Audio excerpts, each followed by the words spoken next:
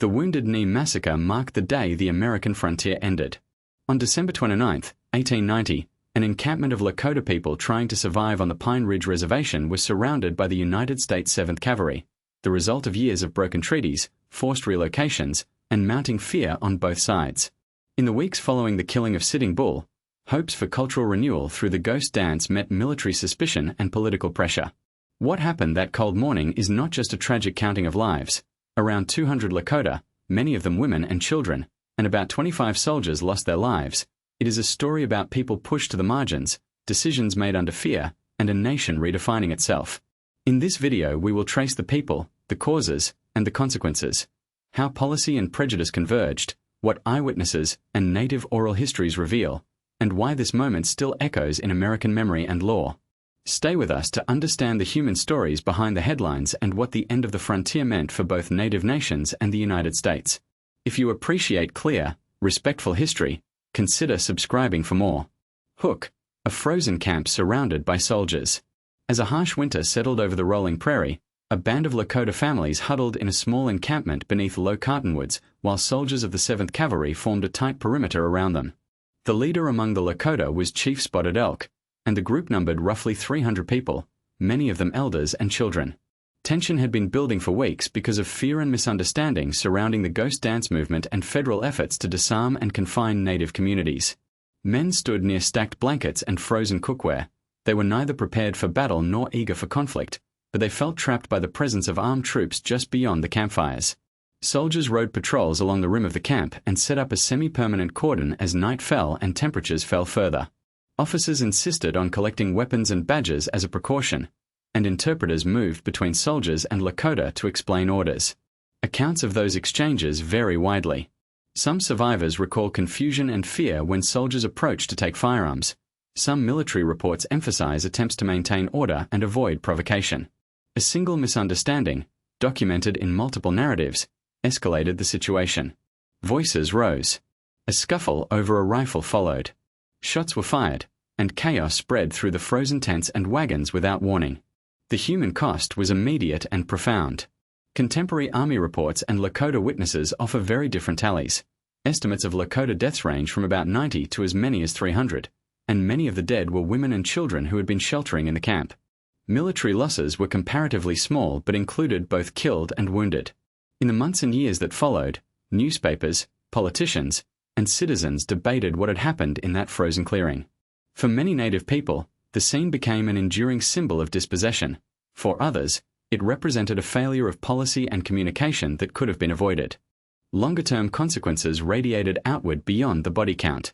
The event marked, for contemporaries and later historians, the effective end of large-scale armed resistance by Plains tribes and helped cement a new era of federal Indian policy centered on reservation control and assimilation. Soldiers were later recognized with a number of medals of honor for their roles, a decision that has since been questioned and remains controversial. Survivors and descendants have worked for decades to preserve memory at the site, hold commemorations, and press for official acknowledgement and reconciliation. Today, the frozen camp encircled by soldiers is remembered not as an isolated clash but as a pivotal moment that exposed deep cultural misunderstandings and reshaped lives for generations. If you would like more concise, respectful historical narratives like this one, please consider subscribing for updates. Why Wounded Knee marked the end of an era. When the United States Army confronted a largely unarmed Lakota band at Wounded Knee Creek in late 1890, the encounter did not occur in isolation. It was the culmination of decades of broken treaties, forced removals, and rapid cultural upheaval imposed on Plains peoples. Pressure from expanding railroads and settlers had already emptied much of the buffalo herds that sustained indigenous economies and lifeways. Federal policy aimed at assimilation, including the division of communal lands and efforts to suppress indigenous spiritual practices, created a landscape of hunger, dislocation, and resentment. The ghost dance movement, a spiritual response promising renewal and the return of old ways, spread quickly among the Lakota, and authorities misunderstood or feared it, feeding a climate of mistrust. Leaders and ordinary people alike found themselves squeezed by forces beyond their control. Sitting Bull was killed during an attempt to arrest him, and a band led by Spotted Elk, often called Bigfoot, sought safety by moving toward Pine Ridge. Soldiers from the 7th Cavalry, commanded by Colonel James W. Forsyth, intercepted them near Wounded Knee Creek. Miscommunication and an atmosphere of panic escalated the situation rapidly. The people gathered there were largely families, elders, mothers, and children, trying to survive under the policies and pressures of reservation life. That human context is essential to understanding why the event resonated far beyond the immediate participants. The consequences were swift and sobering for Native American resistance and for how the nation saw its western frontier. Estimates of Lakota lives lost range from 100 to 300, and several soldiers were also killed with many wounded. The episode ended any significant organized armed resistance by Plains tribes.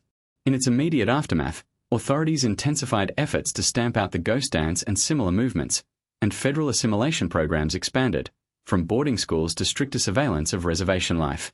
Controversially, 20 Medals of Honor were awarded to soldiers involved in the engagement, a fact that has generated protest and calls for rescission by descendants and activists ever since.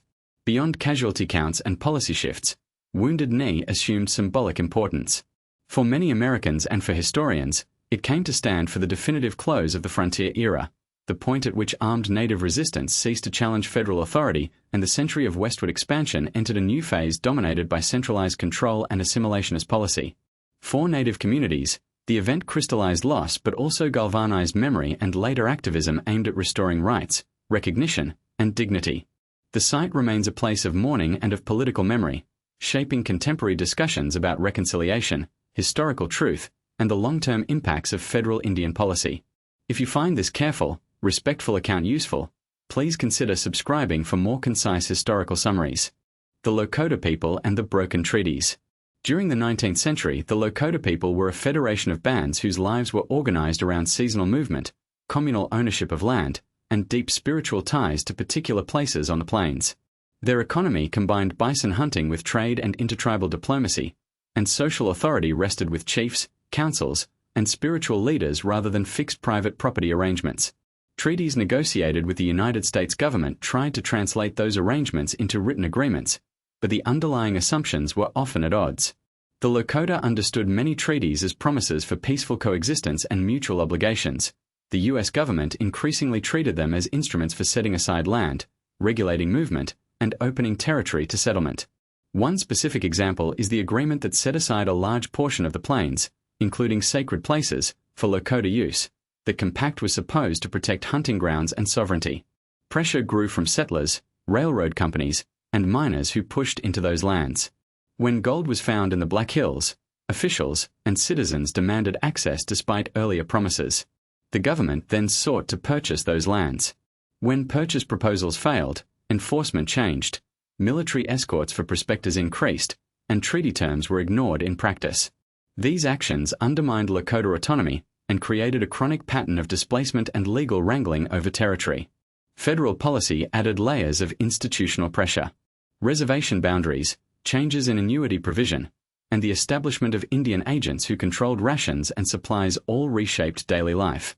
Policies intended to assimilate indigenous peoples, such as allotment programs that parceled communal land into individual plots and missionary-run schools that aimed to suppress language and ceremonies, further eroded traditional structures.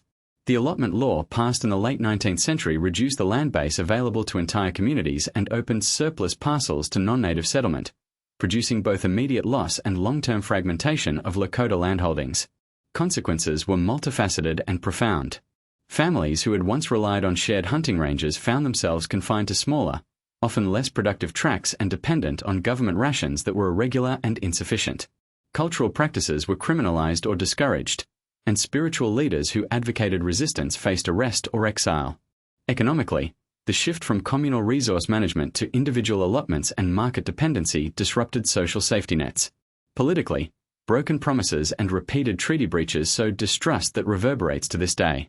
Legal efforts for redress have produced important acknowledgments in later decades, and some financial compensation has been offered and sometimes refused, because for many Lakota the question is not merely legal restitution but the restoration of sacred places and sovereignty. Personal stories illustrate these larger patterns. Elders recount how ceremonies were curtailed and how children returned from boarding schools unable to speak their language. Letters and agency records document late or withheld annuities that left people hungry during key seasons. And oral histories emphasize spiritual attachment to sites like the Black Hills, which cannot be reduced to monetary value. The cumulative effect of broken treaties was therefore not only territorial loss but deep social and spiritual dislocation, shaping generations of resilience and activism among the Lakota. If you found this useful, please consider subscribing for more detailed sections on this history. Life on the reservations and growing desperation. After the seizure of vast hunting grounds and the collapse of the buffalo herds, indigenous communities across the plains were compelled into reservation life that was alien to their seasonal, mobile patterns. The landscape itself changed.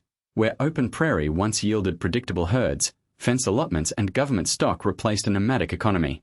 Many families who had relied on communal hunts and the whole-of-life use of the buffalo now found themselves dependent on monthly annuities and irregular government supplies. This dependency altered daily rhythms and social structures, and it left people vulnerable to shortages when promised goods failed to arrive. Government policy shaped much of the material reality on reservations.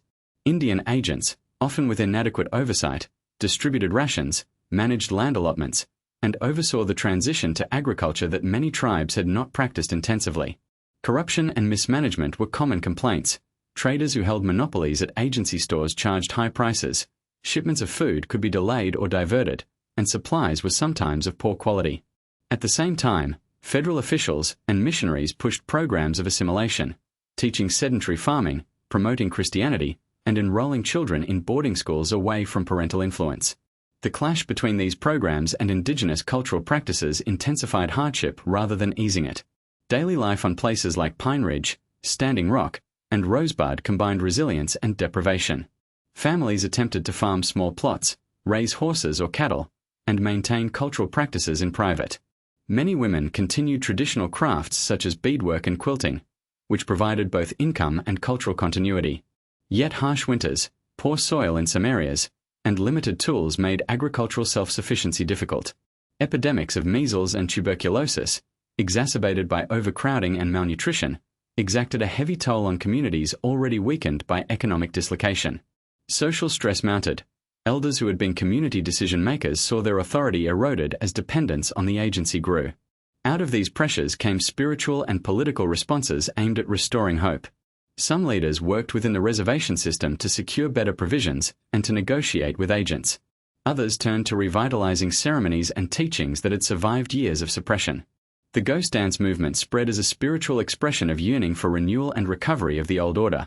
Its practice was a symptom of deep-seated desperation and of a people seeking meaningful agency in the face of relentless change. The movement spread heightened tensions with local settlers and federal authorities, who often interpreted spiritual revival as political threat, and that misunderstanding had real consequences for community safety and freedom of movement. The human consequences of reservation life were long-lasting.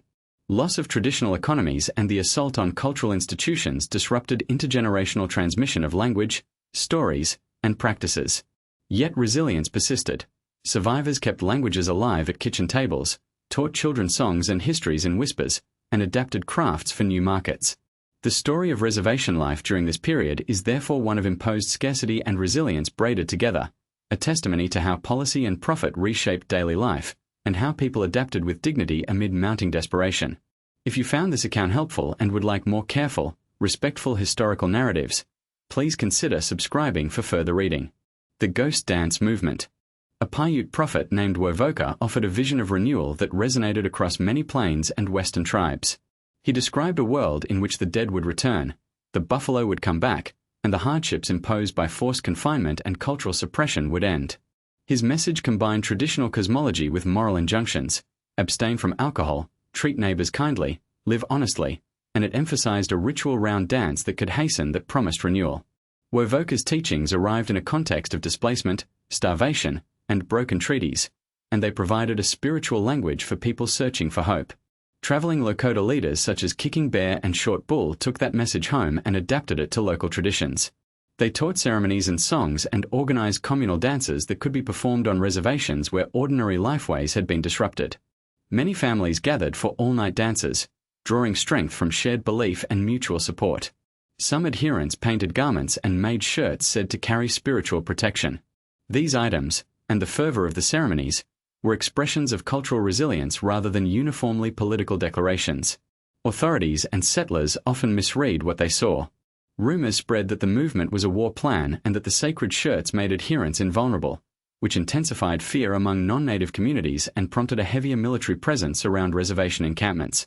Government agents and military officers attempted to restrict dances and arrest leaders. When respected figures were detained or killed during enforcement actions, tensions rose and a tragic rupture followed. The resulting confrontation at Wounded Knee marked a grim turning point and is widely seen as the symbolic end of the frontier era in popular American memory. Beyond the immediate crisis, the ghost dance had wider consequences for native life and U.S. policy. In the short term, it produced harsher controls on movement, assembly, and spiritual practice. In the long term, it influenced native activism, legal battles over religious freedom, and the recovery of ceremonial life in the later 20th century. Importantly, the movement revealed how spiritual renewal movements can serve practical social needs. They knit communities together, offered psychological consolation, and articulated political critiques without requiring formal political organization. The story of the ghost dance remains a reminder that faith and resilience shaped responses to dispossession as much as any treaty room or battlefield. For further reading on this and related topics, consider subscribing for respectful, source-grounded historical summaries and updates. Rising fear among U.S. authorities. During the late 19th century, the rapid spread of the ghost dance movement across Plains reservations was read by many U.S. officials not merely as a spiritual revival but as a potential catalyst for widespread unrest. Wovoka's teachings, which promised renewal and the return of the bison, reached communities already weakened by forced relocations, dwindling supplies, and resentment toward reservation agents. That mix of desperation and hope alarmed superintendents, Indian agents, and military commanders who had seen how quickly rumors and ritual could translate into tense confrontations on the frontier. Military and civilian authorities responded with a logic of containment. Indian agents and local military commanders demanded the surrender of weapons, restricted large gatherings, and pushed to detain leaders suspected of fomenting resistance. The killing of prominent figures associated with resistance heightened anxieties and prompted orders for increased patrols. In one well-documented case, a band of Lakota under a trusted chief seeking refuge was intercepted by troops intent on preventing what officials feared would become an organized uprising. Commanders argued that preemptive disarmament and the detention of leaders were necessary to protect nearby settlements and to maintain control over reservation populations. Press coverage and settler reports fed the sense of emergency. Newspapers published alarmist accounts that often conflated spiritual ceremony with insurrection, and local white citizens repeatedly petitioned military authorities for protection. Politicians in regional offices echoed these concerns and pressured the War Department for decisive action. The result was an intensification of military presence on reservations, an emphasis on rapid suppression of perceived threats, and a hardening of policy toward native religious and political expression. Military inquiries would follow the events at Wounded Knee, yet few officials faced significant punishment. The atmosphere of fear and the narratives of threat shape how those inquiries were framed. The consequences of the authorities' fear were enduring. In the immediate aftermath, strict restrictions on communal ceremonies and movements were enforced, and the ghost dance was effectively outlawed in many places. Reservation life became more heavily policed, and cultural leaders were pushed into exile or silenced.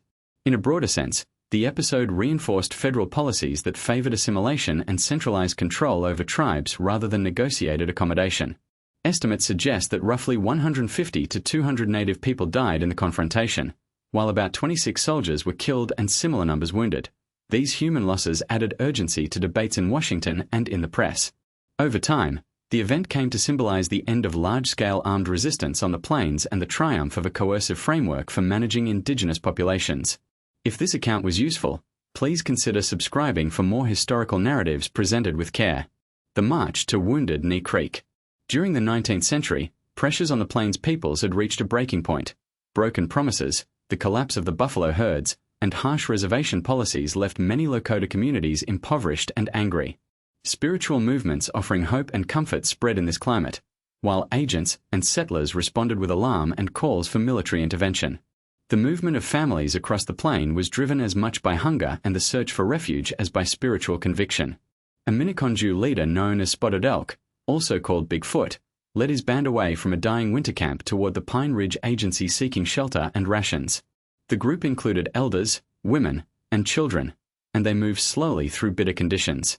Soldiers from the United States 7th Cavalry intercepted them and, rather than immediately dispersing the people, escorted them to a flat, open stretch of prairie near a small creek to disentangle the situation. Tension accompanied every step. Communications were poor, and fear was contagious. What followed was a fraud attempt to disarm the encamped people. Military orders to collect weapons collided with deep distrust on the Lakota side. Many rifles had been used for hunting and were seen as essential for survival. During the process, one individual resisted surrendering a weapon, and a sudden shot rang out. In the confusion that followed, the exchange escalated rapidly. The crowded campsite, full of non-combatants, could not disperse quickly. Voices rose. Commands were misunderstood. Panic spread through the snow and wind. The immediate aftermath left survivors to face bitter cold, loss, and the grim task of burying the dead. Families were shattered and communities traumatized. In the wider nation, the event provoked controversy and debate. Some newspapers and politicians defended the soldiers, while others criticized the handling of a situation that involved largely unarmed women and children. Military honors were later awarded to several soldiers, a fact that remains bitterly contested. Over time, the march and its end became a symbol of the collapse of organized indigenous resistance on the plains and of the tragic consequences of forced assimilation and broken treaties. Remembering the march to that small creek is important for understanding causes and consequences alike: the desperate movement of a people seeking food and shelter, the fear-driven decisions by military and civilian authorities, and the lasting wounds that shaped policy and memory. Today, descendants, historians, and communities continue to call for honest public remembrance and redress. If you found this account informative, consider subscribing for more respectful historical narratives. The confrontation and chaos. Tensions that had been building around the Ghost Dance movement and the removal of Lakota to the Pine Ridge area reached a breaking point when a large band led by Spotted Elk, also known as Bigfoot, was surrounded by soldiers of the 7th Cavalry. The band included many elders, women, and children, and they were exhausted and sick from the march. The army had orders to disarm them. Fear and misunderstanding ran high on both sides. Colonel James W. Forsyth commanded the troops, and interpreters struggled to translate orders and intentions in a situation already strained by grief and mistrust. An attempt to collect weapons from the Lakota was ordered, and a tense search began under cold, chaotic conditions. According to multiple contemporary accounts, a scuffle over a rifle involving a man known as Black Coyote, who had limited hearing and may not have understood commands, resulted in a shot. What followed was rapid and disorganized firing. Both volleys and the use of rapid-fire artillery from the soldiers transformed confusion into mass panic. People tried to flee across frozen ground and into the ravine nearby, while others stood frozen by shock. The presence of women and children in the camp meant that non-combatants were caught in the chaos. Eyewitness reports later described a scene of bewilderment and fear rather than an orderly engagement. Soldiers later reported that they believed they had been fired upon, and the Army official line emphasized self-defense. Many Lakota survivors and observers, however, saw a hasty and disproportionate response to a single, confused incident. The aftermath left numerous families bereft and scattered. Survivors were rounded up, and many were placed in cold, makeshift care with limited food and shelter. Army inquiries and public debate followed, with questions about command decisions, the handling of prisoners, and whether alternative, less violent measures might have been possible.